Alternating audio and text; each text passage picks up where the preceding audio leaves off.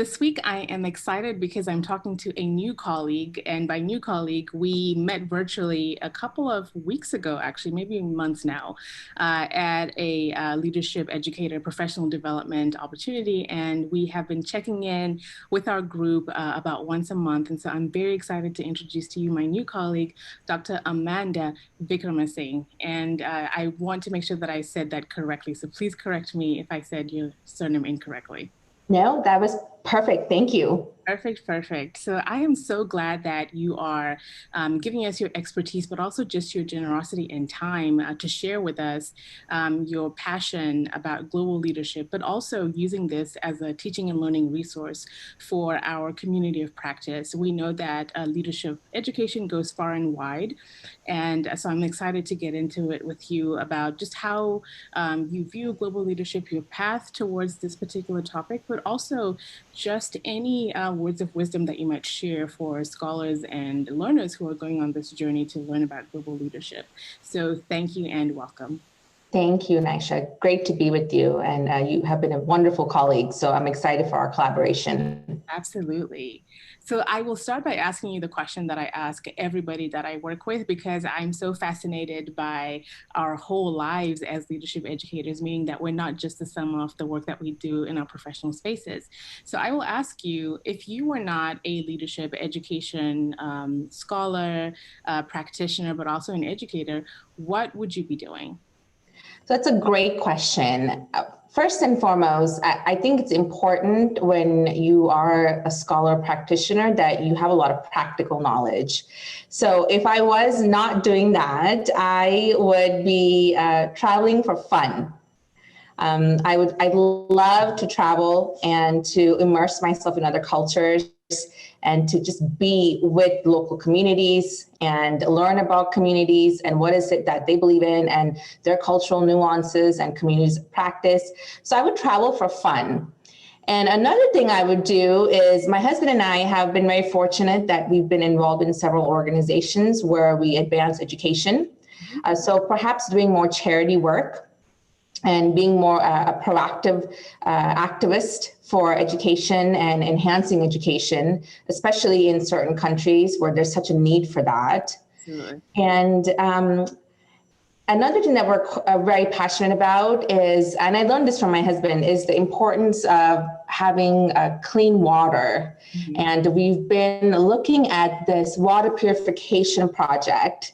And I've been waiting, we all wait for, when do we have time to do this? But one of the initiatives that I have for myself and for us is to be more involved in that project. It's a water purification where it's P&G, they distribute these water tablets to allow certain communities to have more clean water. And I always wanted to be involved in that. And one of our initiatives for the next few years is to perhaps be more active in those projects. And going back to my first reference of having practical experience, I'm someone who really believes in that. And if I was not teaching and not practicing scholarship, I would do more. I would do a lot more to gain more practical experience, such as being involved in areas that I'm passionate about. Mm-hmm. So it sounds like, just based on that, it sounds like your professional life as well as your personal life are really aligned in terms of your values and the things that you want to do in terms of making an impact in the world. So I appreciate being able to see what that looks like when one's professional and personal spaces are aligned. So thank you for that example.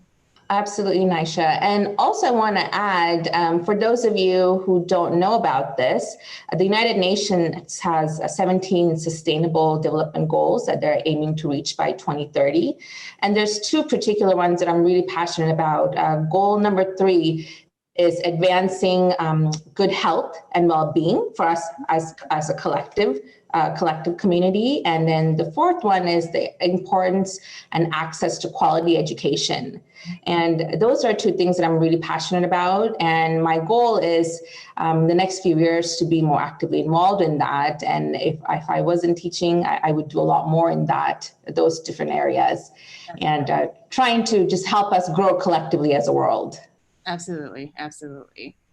Well, this is a good segue to our next question, which is if you would just briefly describe your current role as well as your teaching and research interests and talks that you hope to make with your work. That's a great question. Thank you. So I currently teach at two different universities, both at the graduate and at the undergraduate level. In addition to that, I'm a director of education for a real estate technology firm. I'm in charge and responsible for education implementation. And we launched a learning management system 2 years ago where we currently have close to 6,000 enrollments. So it's very busy to say the least. And finally, I serve on multiple different international outreach committees. From an advisory capacity and from a research standpoint as well. And so all of that keeps me very busy, but what I'm really passionate about is helping my graduate students and helping them reach their goals and aspiring to be the stars that they are. Absolutely. That is fantastic. So with what you've just described, what paths led to your work?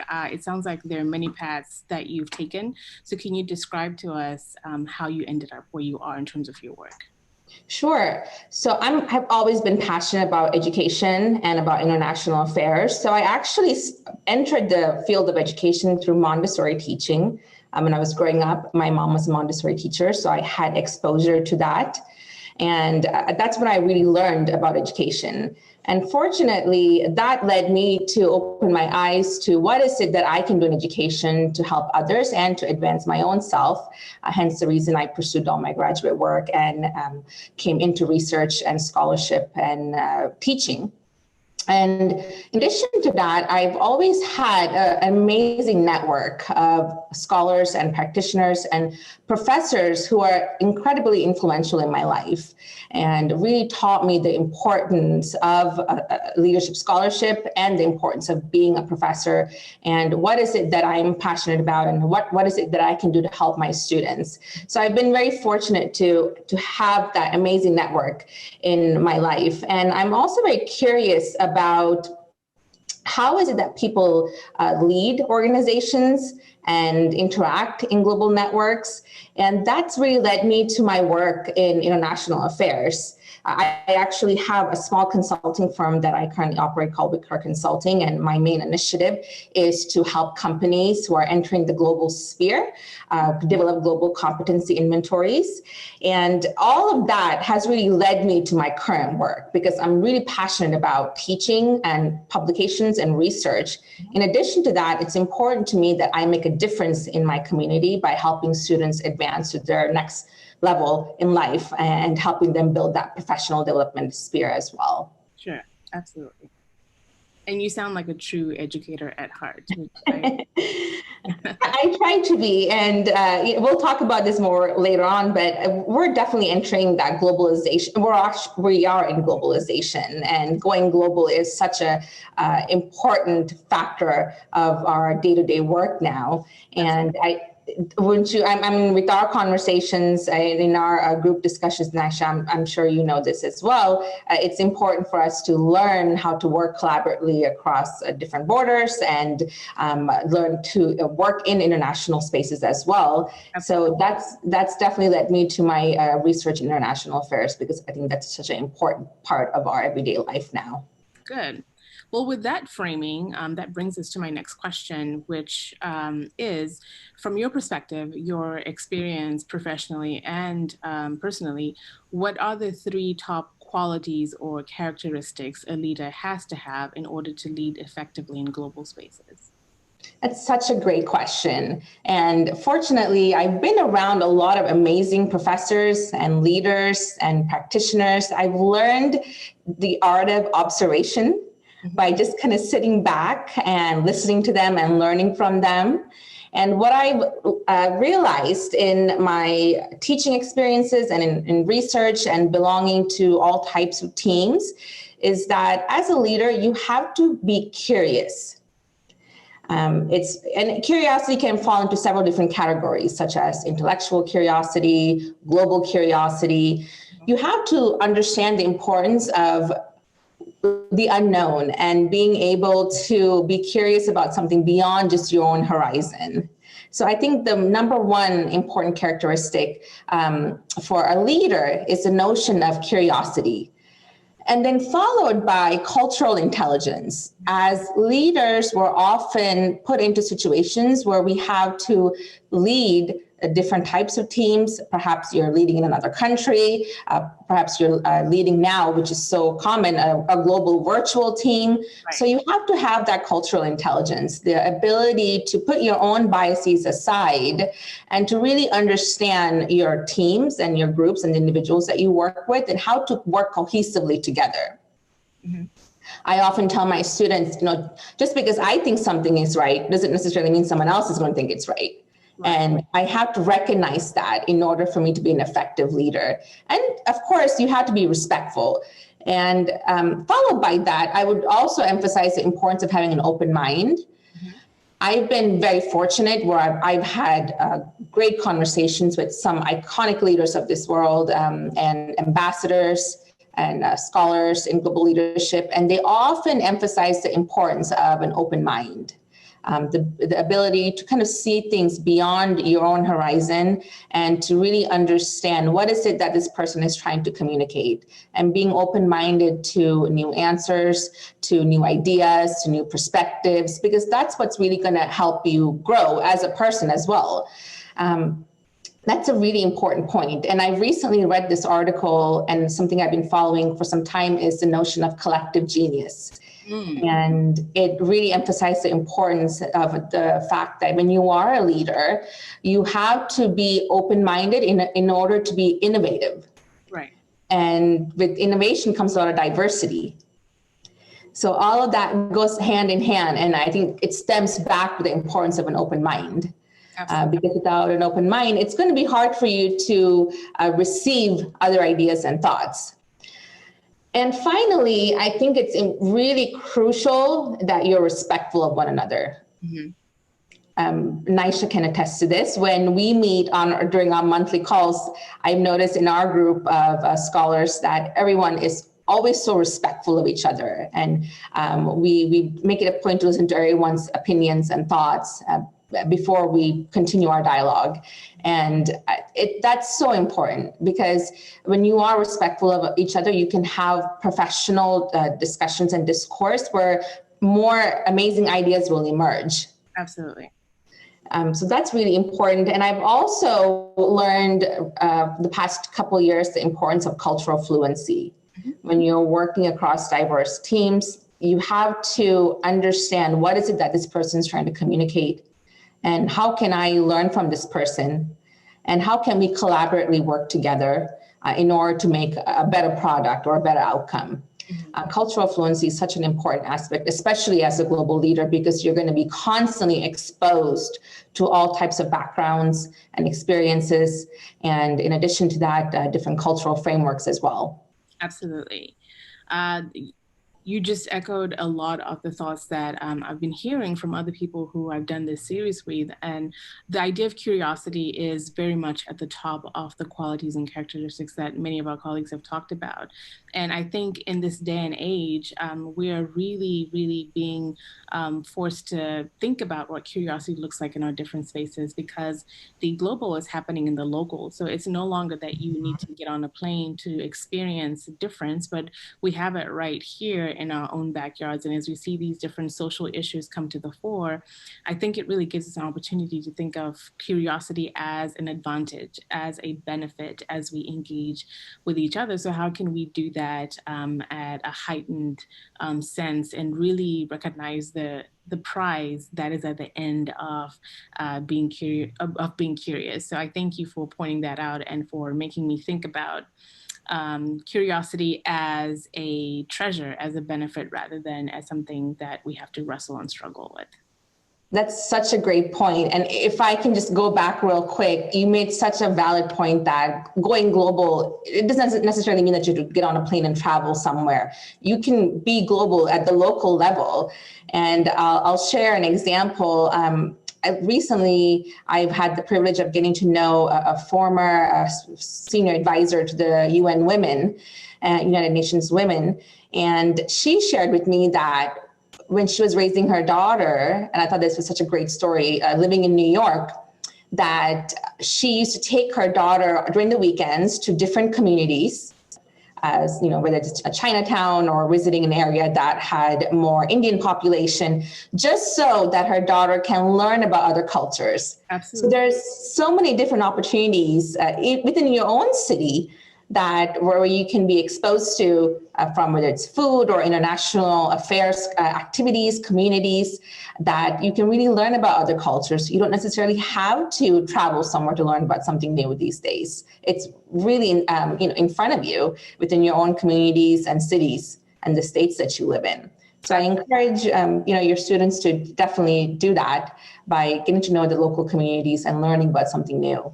Absolutely. And I like to say to my students that it's not a matter of if, but when we have to engage in these multicultural and global spaces. And one of the easiest ways, as you mentioned, is looking at food, looking at restaurants, and just taking a walk down the grocery aisle. What do you see? Where is food coming from? Or even just doing an audit of your neighborhood and walking down the street to see what kind of restaurants are there, what kind of music is being played, and that sort of thing. And I think there's such a benefit to seeing ourselves as global individuals rather than just within our backyards or small places, because the world really is coming to us in many, many different ways. So I appreciate you reminding us of the importance of that. Thank you. So my next question is, based on your own personal and professional experiences with global leadership, what have your travels around the world in your community, what have those travels taught you about leadership? So that's a great question. So I'll start with, I feel like a lot of my personal and professional benefits overlap, because what I learned from a personal standpoint, I always transfer to my professional life. So the areas that I'm going to describe are what I've learned from my travels, and also how I use those experiences to help me shape my professional life as well. So I've been quite fortunate. I've traveled quite a bit. And when I travel, something my husband and I always make it a point to do is, yes, we immerse ourselves in the local attractions and the tourist attractions, etc. However, we also make it a strong point to go outside of just the tourist attractions. Yes. We go spend time with where the locals hang out, and we go and have conversations with peoples of certain communities. We ask about what their culture and what they stand for and what they believe, or at least I do. He just kind of listens. And I make it a point to really have conversations, because I've learned in those conversations that I've used that knowledge to broaden my own horizon. And I always emphasize to my students, especially when they go on these international trips, whether it's for work or for education, that they make it a point to really immerse themselves in that culture. Don't just look at it from the surface. Really make it a point to go beyond that. And you can certainly do that by simple factors, such as having conversations, trying local cafes, trying their foods, asking questions. I think asking questions is such an important factor when you're traveling, because that's when you really get a chance to engage in a dialogue and learn from someone in that community and how a cafe came to be in those certain areas and why they have those specialized foods.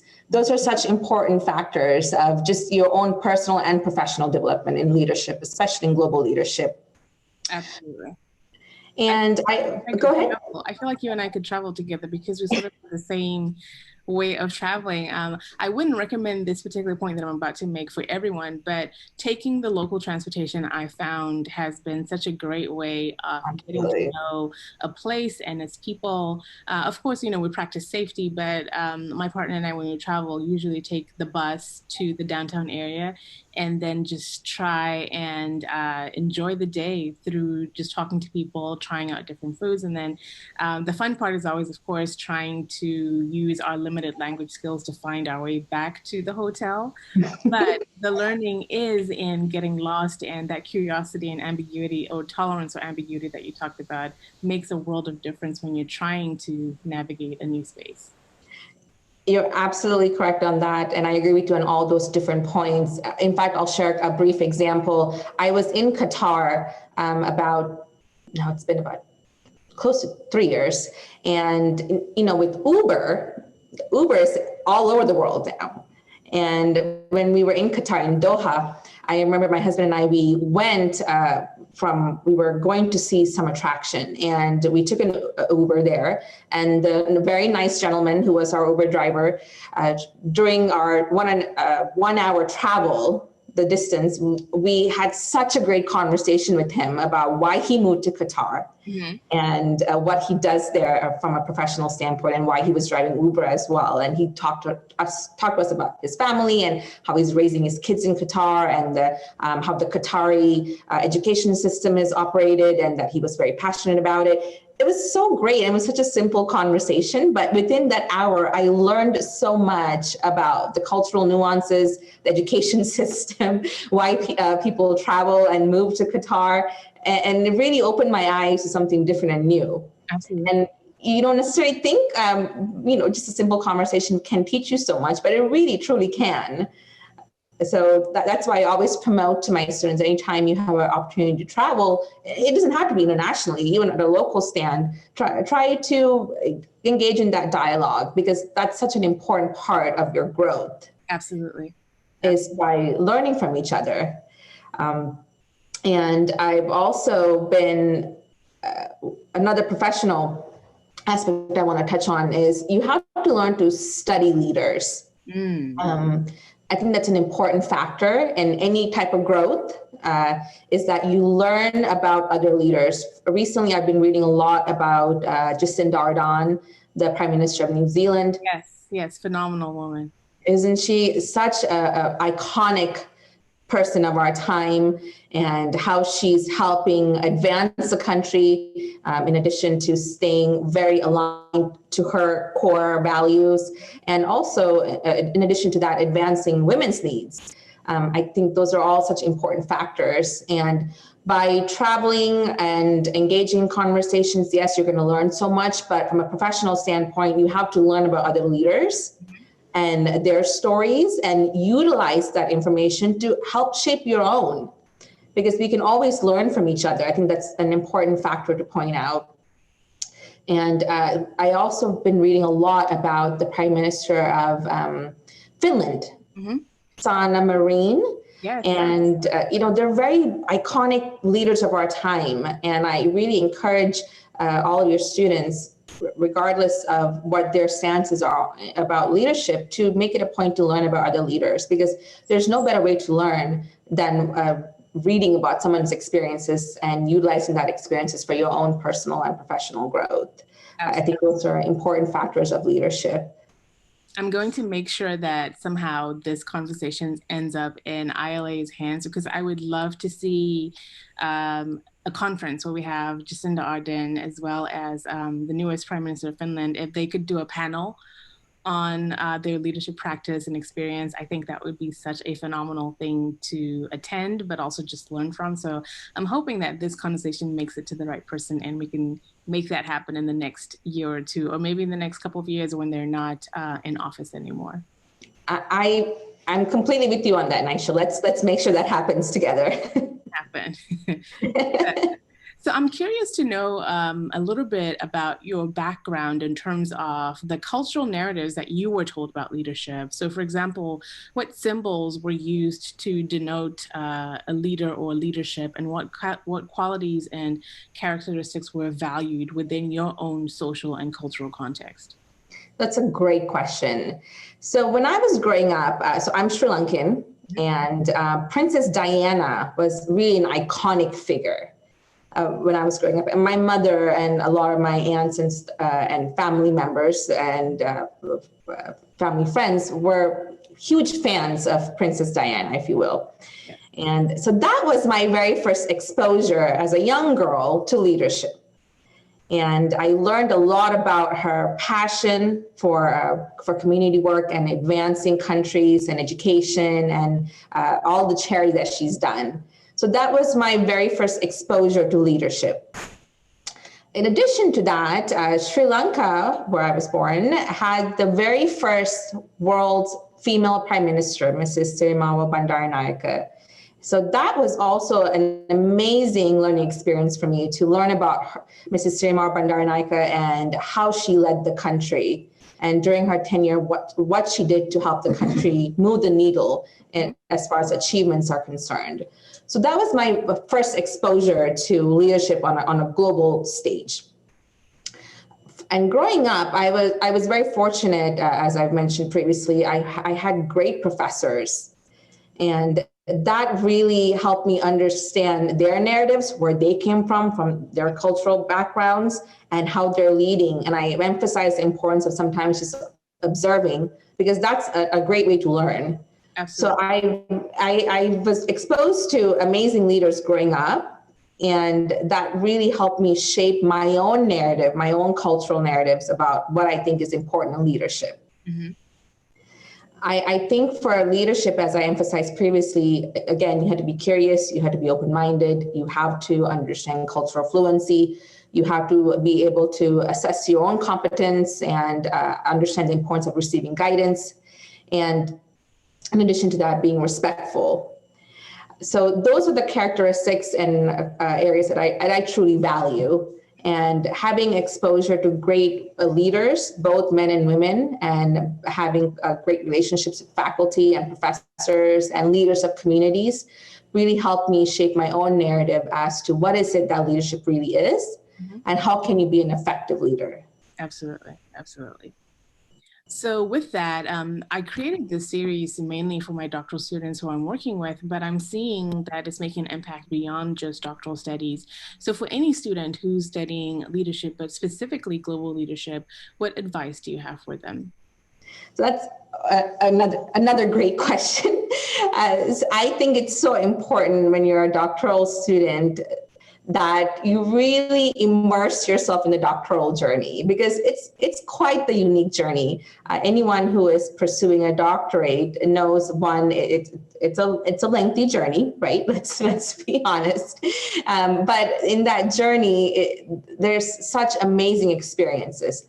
First and foremost, I would really advise your students to get to know your faculty and fellow cohort members, your fellow colleagues, because that is such an incredible resource for you to learn and to grow. And ultimately, having those connections will help you propel to the next stage of your professional life. Mm-hmm. Second, I would advise them to really be passionate about what is it that you're pursuing your doctorate for. What do you see yourself doing 5 to 10 years from now? Mm-hmm. And developing their doctoral research work to help them achieve those 5 to 10 year objectives or their goals. Absolutely. That's such an important factor. So when I did my PhD in global leadership, I was very passionate about global competencies and foreign policy. So my research I loved doing it. I loved interviewing global leaders and learning about their journeys and how they came to be the leaders of these massive global entities. It was such a fulfilling journey for me. So you have to be really passionate about what is it that you're researching. I think that's really important. And then, aligning your colleagues and your faculty and having that community of scholars, practitioners, leaders to work with you and help you shape your own narratives and thoughts is an important factor. Absolutely. And then I would also recommend that they get involved in the communities and in the universities.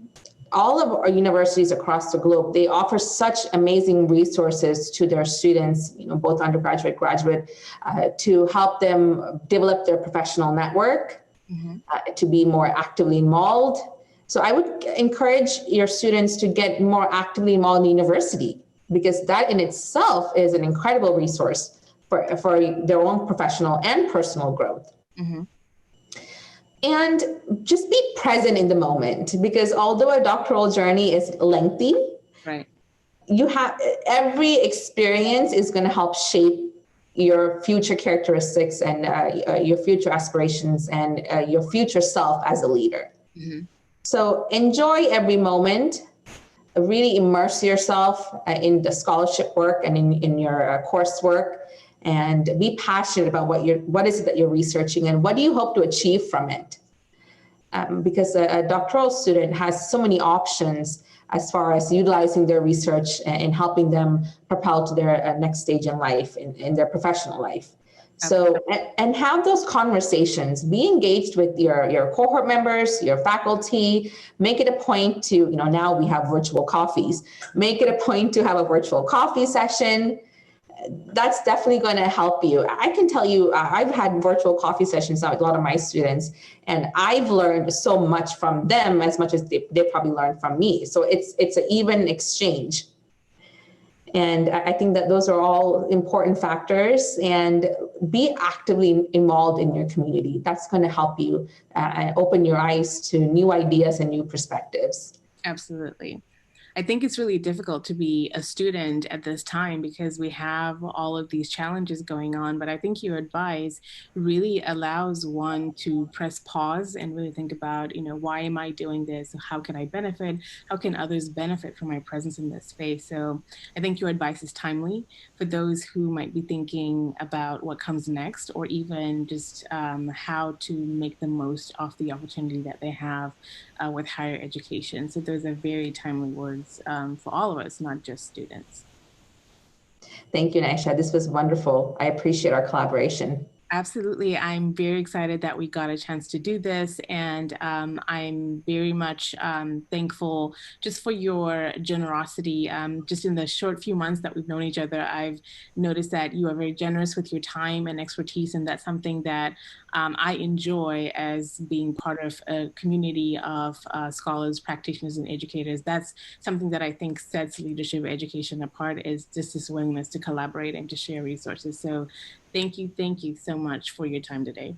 Oh, absolutely. I loved being with you. And for Dr. Naisha's students, she's an amazing scholar practitioner, and I've had such a wonderful time getting to know her the past few months, especially during our interactions with the International Leadership Association and subsequent meetings that we've had just to discuss leadership scholarship. And you're in such amazing hands, and she is an amazing professor, and you're fortunate to be in her classes. It's important to me that I share that. Thank you so much. I very much appreciate you. And I know that we will be talking soon, but thank you so much. Absolutely. Thank you.